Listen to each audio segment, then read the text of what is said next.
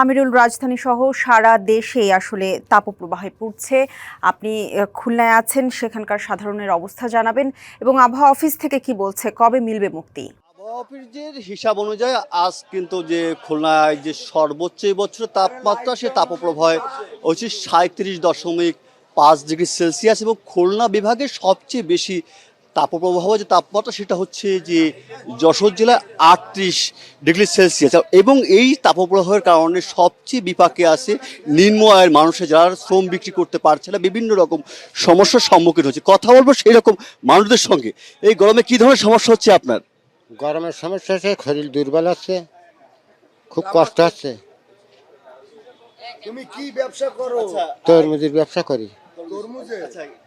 কি ধরনের সমস্যা হচ্ছে গরমে? ও বাবা, আমি কি জানি না। আচ্ছা, কি ধরনের সমস্যা হচ্ছে গরমে? কোনো মেলা সমস্যা, কারেন্ট থাকতেছে না, কারেন্টের খুব প্রবলেম দেখা যাচ্ছে। কারেন্ট 1-1.5 ঘন্টা থাকে সারাদিন, সারা দেশের মধ্যে কাজ কাম করতে পারতেছি না, অনেক সমস্যা আমরা মাল। কি ধরনের সমস্যা হচ্ছে গরমে?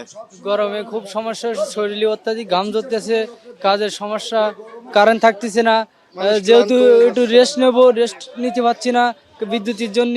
এই সমস্যা, এসবগুলো সমস্যা পাচ্ছি আমরা। ধন্যবাদ আপনাকে। এই যে গরমে কি ধরনের সমস্যা হচ্ছে? গরমে কি ধরনের সমস্যার সম্মুখীন পড়ছেন? আরে গরম তো অসাধারণ গরম। এই তরমুজের মাঠেতে ঘুরে আইছি, সহ্য করবার না পারে এনে এসে রস খাওয়া বসে ক্লান্ত হয়ে বসে রয়েছি। মানে এমন গরম পড়তেছে, কারেন্ট ঠিক মতন থাকতেছে না, বিদ্যুৎ যায় আসে, খুব অসুবিধার ভিতর আছি, বুঝছে। এখন তরমুজ কিনবার আইছি, তরমুজও দামে পড়তেছে না, অসাধারণ দাম, অস্থির হয়ে ঘুরে বেড়াতেছে। আর কি করব, পরে মাল কিনবো, অস্থির আর পারতেছি না। ধন্যবাদ আপনাকে। এবং এখানে যারা রয়েছে, বিশেষ করে শ্রমজীবী মানুষ যারা রয়েছে, তারা কিন্তু একেবারেই বিশেষ করে শ্রম বিক্রি করতে গিয়ে তাদের বিভিন্ন রকম প্রতিবন্ধকতার সৃষ্টি হচ্ছে। এবং খুলনায় এক সময় যে জলাধারাগুলো ছিল, সেই জলাধারাগুলো এখন কিন্তু সেভাবে সংরক্ষণ করা যায় না, যার কারণে যে জলাধারাগুলো না থাকার কারণে যে মানুষের যে স্বস্তির যে স্থানগুলি, সেগুলো কিন্তু এবং সেগুলো যে সংকটের মধ্যে পড়েছেন। এবং এছাড়া থাকছে যে সবুজের যে বেষ্টনী ছিল মহানগরীতে, সে সবুজের বেষ্টনী এখন কিন্তু দেখা মিলছে না, যার কারণে যে মানুষের যে আশ্রয় নেবে, তাপদাহ থেকে একটু নিরাপদে যাবে, সেরকম স্থানটা কিন্তু পাচ্ছে না, যার কারণে যে তাপদাহের কারণে যে জন দুর্ভোগ যেটা, সেটা কিন্তু ক্রমান্বয়ে বেড়ে চলেছে। শ্রম বিক্রি করতে যে মানুষের মধ্যে বিপাকে পড়তে হচ্ছে, এটাই ছিল সর্বশেষ অবস্থা। আমিরুল, ধন্যবাদ। বিচার বিভাগের দুর্নীতির সকল শিকড় তুলে আনা হবে বলে মন্তব্য করেছেন আইন, বিচার ও সংসদ বিষয়ক মন্ত্রী আসাদুজ্জামান। দুপুরে যশোরের জেলা আইনজীবী সমিতির নবনির্মিত ভবনের দ্বার উন্মোচন ও মত বিনিময় অনুষ্ঠানে তিনি একথা বলেন। এ সময় তিনি আরও বলেন, জুলাই সনদ, মানবাধিকার কমিশন, বিচার বিভাগের স্বাধীনতা ও বিচার বিভাগীয় সচিবালয় আইনের বিষয়ে অনেকেই প্রশ্ন তুলছেন। প্রতিটি আইন যাচাই বাছাই করে সংসদে বিল আকারে আনা হবে। অনেকেই বলছেন, বিএনপি জুলাই সনদ অস্বীকার করছে, বিএনপি ধমনীতে জুলাই সনদ ধারণ করে। সচিবালয় আইনটা আমরা আরো বেশি যাচাই বাছাই করে পর্যবেক্ষণ করে এমন একটি আইন আনতে চাই, যেখানে সত্যিকার অর্থে বিচারকরা সাংবিধানিকভাবে যে পথ নির্দেশ করা আছে সেই পথে হেঁটে যেতে পারেন। জুলাই সনদে যেভাবে আছে আমরা ওইভাবে মানব, অক্ষরে অক্ষরে। বিএনপির এজেন্ডা দিবালোকের মতো সত্য, স্বচ্ছ, আমাদের কোনো হাইড অ্যান্ড সিক নাই। নাটোরের লালপুরে গোধরা বাজারে বিএনপির দুই গ্রুপের মধ্যে সংঘর্ষের ঘটনায় 7 জন আহত হয়েছেন। জুমার নামাজের আগ মুহূর্তে এই সংঘর্ষের ঘটনা ঘটে। স্থানীয়রা জানান, 10 নম্বর কদমচিলান ইউনিয়নের চেয়ারম্যান প্রার্থী দোহা ও মজনু গ্রুপের পূর্বের বিরোধের জের ধরেই সংঘর্ষ শুরু হয়। প্রথমে বড়াইগ্রাম উপজেলার গুনাইহাটি গ্রামের রাশেদুল ইসলাম আহত হলে পরিস্থিতি আরও উত্তপ্ত হয়। দুই পক্ষ দেশীয় অস্ত্র নিয়ে ফের সংঘর্ষে জড়ায়, এতে আহত হন আরও 6 জন। আগুন দেয়া হয় দুইটি মোটরসাইকেলে। ঘটনার সময় বিক্ষুব্ধরা প্রায় 1 ঘন্টা মহাসড়ক অবরোধ করে রাখলে যান চলাচল বন্ধ হয়ে যায়।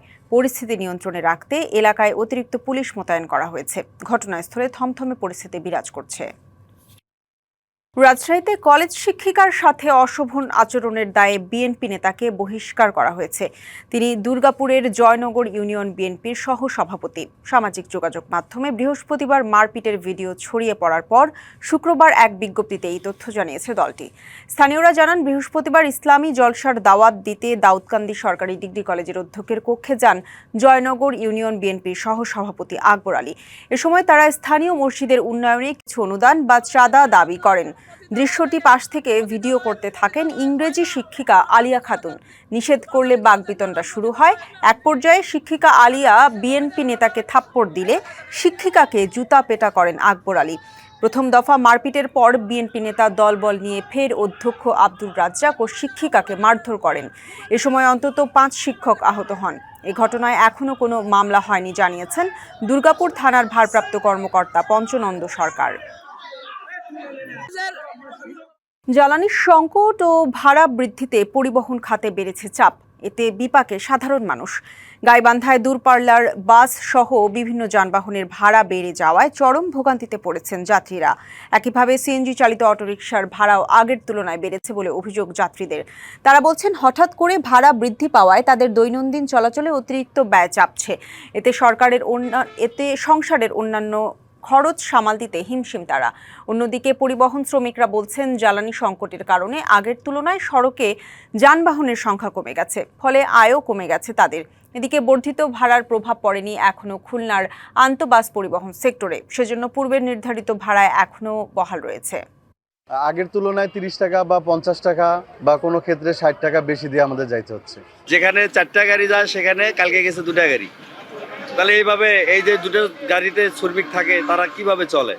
সরকার তো আমাদেরকে কিছু দেওয়া দরকার। মানে শ্রীপুর যাইতেছি 500 টাকা 700 টাকা গাড়ি ভাড়া চাইতেছে। কেন রে ভাই, আমরা তো অত টাকা না কর্ম করতে পারি, অত টাকা কেমনি করে দিতে পারি?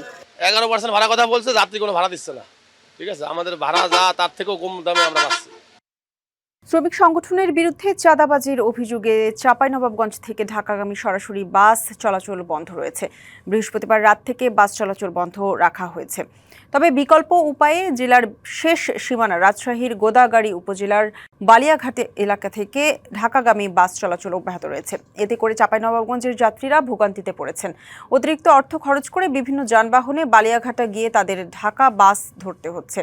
শ্রমিকদের অভিযোগ, জেলা ট্রাক, ট্যাঙ্ক লরি ও কাভার্ড ভ্যান শ্রমিক ইউনিয়ন এবং জেলা মোটর শ্রমিক ইউনিয়নের 2 পক্ষই বাস থেকে চাঁদা আদায় করছে, যা নিয়ে দীর্ঘদিনের বিরোধ চরমে পৌঁছেছে। সন্ধ্যার মধ্যে চাঁদা আদায় বন্ধ না হলে সন্ধ্যার পর থেকে বাসের পাশাপাশি ট্রাক সহ সব ধরনের পরিবহন বন্ধ করে দেওয়ার হুঁশিয়ারিও দেন তারা। বান্দরবানের টঙ্কাপতির রাবার বাগান থেকে অপহৃত 6 শ্রমিকের সবাই মুক্তি পেয়েছেন। ভোরে সেনাবাহিনীর অভিযান চালিয়ে তাদের উদ্ধার করে। তারা হলেন মোহাম্মদ কলিমুল্লাহ, আরাফাত হোসেন, শফিক মিয়া, ইসমাইল, নুরুল আফসার ও রমিত হোসেন। অপহরণে জড়িত সন্দেহে ওই এলাকা থেকে ম্যাংতাং ম্রো নামে এক যুবককে আটক করেছে সেনাবাহিনী। গত বুধবার রাতে টঙ্কাবতী হাতির ডেরা রাবার বাগান থেকে 6 শ্রমিকদের ধরে নিয়ে যায় দুর্বৃত্তরা। দাবি করে 20 লাখ টাকা মুক্তিপণ। ঘটনার পর উদ্ধারে নামে সেনাবাহিনীর একটি বিশেষ টিম। 13 বছর আগে এই দিনে ধসে পড়েছিল সাভারের রানা প্লাজা। ফুলের শ্রদ্ধায় নিহতদের স্মরণ করেছেন আত্মীয়-স্বজন, পক্ষাঘাতগ্রস্ত সহকর্মী ও বিভিন্ন শ্রমিক সংগঠনের নেতাকর্মীরা। দাবি তোলেন ভুক্তভোগীদের পর্যাপ্ত ক্ষতিপূরণ ও দোষীদের বিচারের। 2013 সালের 24শে এপ্রিল বিশ্বের শ্রম দুর্ঘটনাগুলোর অন্যতম ভয়াবহ ট্র্যাজেডির দিন। সাভারের রানা প্লাজা ধসে প্রাণ হারান 1100-র বেশি শ্রমিক। পঙ্গুত্ব বরণ করে অসহায় জীবন কাটাচ্ছেন প্রায় 2500 শ্রমিক। 13 বছর পূর্তিতে রানা প্লাজার জমিতে নির্মিত অস্থায়ী স্মৃতিস্তম্ভে ভিড় করেন অসংখ্য মানুষ। অনেকেই হারানো স্বজনের ছবি নিয়ে কান্নায় ভেঙে পড়েন। দুঃসহ স্মৃতি আর ক্ষত বয়ে বেড়ানো শ্রমিকরা জানান তাদের অসহায়ত্বের কথা। এই দিন আসলে আমাদের মনে হয় যে আমরা বাঁচতে আছি, আমরা মরা লাশের মতো। কারণ এখানে আমার হাজার হাজার ভাই বোন মারা গেছে। আমাদের বর্তমান অবস্থা খুবই খারাপ। বর্তমান সরকারকে বলতে চাই, যারা আমাদের দায়িত্ব নিতে পারে নাই তারা তো পারেই নাই। আপনি যেহেতু দেশের উন্নয়ন করার জন্য আসছেন, আপনি আমাদের দায়িত্বটা নিয়ে আমাদের জীবনকে সুন্দর করে দেন। বিভিন্ন ব্যানারে খণ্ড খণ্ড মিছিল নিয়ে জড়ো হন শ্রমিক সংগঠনের নেতাকর্মীরা। রানা প্লাজা ধসের ঘটনাকে হত্যাকাণ্ড মন্তব্য করে দাবি জানান আহত শ্রমিকদের ক্ষতিপূরণ, পুনর্বাসন ও চিকিৎসা নিশ্চিতের। অনেকে অনেক সমবেদনা জানিয়েছে, তাদের শ্রমিকদের কথা বলেছে, কিন্তু 13 বছরের মাথায় এসে আমরা দেখতে পাচ্ছি যে তারা সবাই, সরকার, মালিক শ্রেণী সবাই শ্রমিকদের কথা ভুলে গেছে। কোনো অগ্রগতি নাই এবং দায়ী ব্যক্তিদের মধ্যে একজন রানা ছাড়া আর তো কেউ আসলে জেলখানায় নাই। বিচার হওয়া দরকার, যেতে হচ্ছে মালিকরা একটু এই ভয়েও তাদের কারখানাগুলো নিরাপত্তার দিকটা নিশ্চিত করে। শিল্প পুলিশের পক্ষ থেকেও শ্রদ্ধা জানানো হয়। সবার প্রত্যাশা ভুক্তভোগী শ্রমিকদের দাবি পূরণের পাশাপাশি দোষীদের বিচার নিশ্চিতে উদ্যোগ নেবে সরকার। DBC news desk. কাপ্তাই হ্রদে আজ মধ্যরাত থেকে বন্ধ হচ্ছে মৎস্য আহরণ। জেলা প্রশাসনের নিষেধাজ্ঞা চলবে পরবর্তী নির্দেশনা না দেয়া পর্যন্ত। কার্প জাতীয় মাছের প্রাকৃতিক প্রজনন, বংশবৃদ্ধি, মজুদ ও হ্রদের ভারসাম্য রক্ষায় প্রতি বছর 1 মে থেকে 31 জুলাই পর্যন্ত 3 মাস মাছ ধরা বন্ধ থাকে। তবে এবার হ্রদের পানির স্তর নেমে যাওয়ায় নিষেধাজ্ঞার শুরুর সময় এগিয়ে আনা হয়েছে। নির্দেশনায় বলা হয়েছে, আজ রাত 12টার আগে যেসব মাছ ধরা হবে তা 24 ঘন্টার মধ্যে পরিবহন করা যাবে। নিষেধাজ্ঞার সময় স্থানীয় বরফ কল বন্ধ থাকবে। তদারকি চলবে স্থানীয় বাজার ও কাপ্তাই হ্রদে। একই সাথে জেলে VGF কার্ডের মাধ্যমে জেলেদের চাল সরবরাহ করা হবে।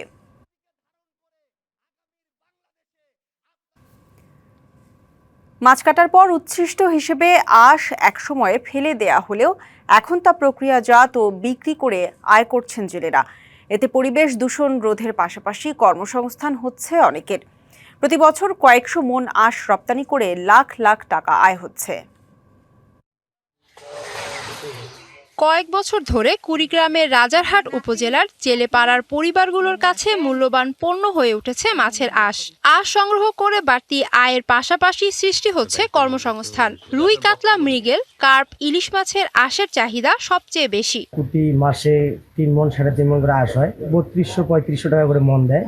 মোটামুটি খুব ভালো লাভ। যদি এটা বিক্রি করি আমাদের যদি আয় আসে বছরে বা কিছু টাকা, তাহলে আমাদের পক্ষে ভালো সুবিধা হবে।